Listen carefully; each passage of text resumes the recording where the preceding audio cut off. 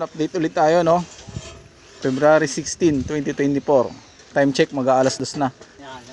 So yan, nagpaasa tayo ng FTB.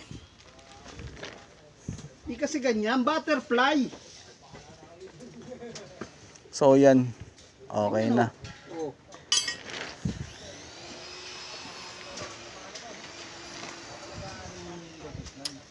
Yan ang ating FTB o tie beam o pot beam kung tawagin.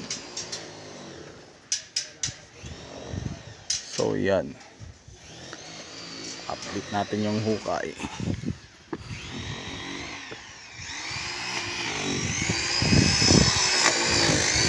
So ito yung hukay, no? Malalim na rin. Itong dalawa malalim na rin. So yan, medyo mahirap lang talaga magpala kasi malalim na rin. So yan ang ating update. Okay. February 16, 2024.